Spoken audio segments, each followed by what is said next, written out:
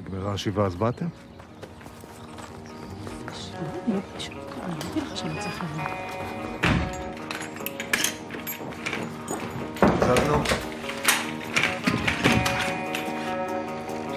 די, נמשיכו להזדהן. זה?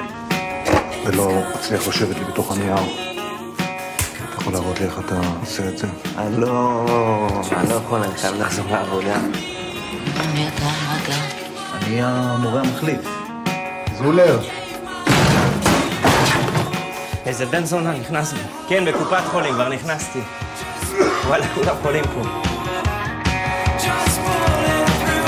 אתה זוכר לטפל בחלקות? אתה זוכר?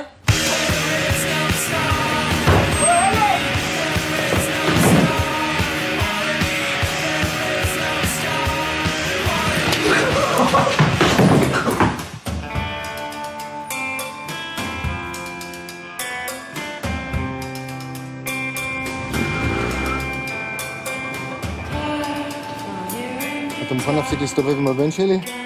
שמע, היה, אני מבין מה אתה עובר עכשיו. שחררו אותי מזה עם הספר שלך. הילד מתרוצץ לי על הגגות עם מכשירי וידאו. כבר לא ילד. נכון, אבל הוא שלי.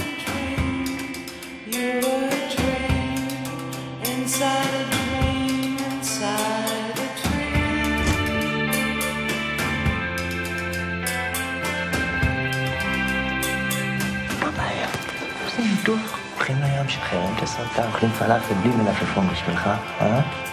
פינג פונג, שחטה, הולכים לישון. אין זונה